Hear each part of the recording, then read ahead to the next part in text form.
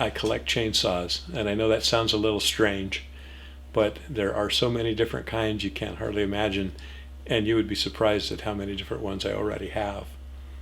And usually that leads to, well, my grandpa has one, or my dad, or my uncle. I wonder if they want to get rid of it. And of course, there I go. I'm going to go find out. I grew up around chainsaws my entire life. My dad was a timber cutter, and when I got out of college, or while I was going to college, I started working at a saw shop. And it was interesting to me, some of the old saws that would come into the shop I had never heard of or seen. And it didn't take long, and I started realizing that, man, I'd like to have this one or that one. That's kind of cool looking. And it just stuck. Not a whole lot different than any other collectible. I realized how many different versions and different types there were, and that really got me hooked. Well, the chainsaws, in that it was my job, that's part of it. It kind of I got more into it. I wanted to know all I could about what I dealt with.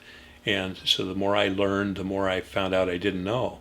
And I constantly researched it and kept after it, and I'm still learning every day about new and different things to do with chainsaws. And in this case, the history isn't all that long. It's fairly short. And here in the Northwest, we were right in the middle of a lot of the development that took place. And that in itself makes it more interesting, because we were the hotbed. This is where it happened. Well, I've heard plenty of folks say I had no idea, and that's they're just shocked, not only with the number of saws I have and the variety of things that I have, but just the history of it and where it came from and how it's evolved, and all the things that have been tried, and sometimes tried 2 or 3 times, not successfully.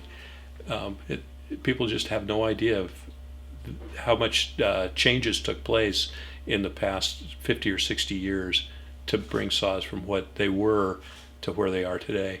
There's a lot of tales in the industry, and I think probably one of my favorite stories, and it's really not even a chainsaw, but one of the early salesmen that came into my store had sold Wright blade saws early on, before chainsaws, and when he shook your hand, instead of shaking your hand in the normal fashion, he did this like a blade saw would work.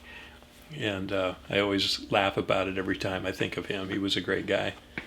Well, if you're interested in coming and visiting the Chainsaw Museum, all you'd have to do is email me, and I'd be happy to set up a time and a date and enjoy visiting with you.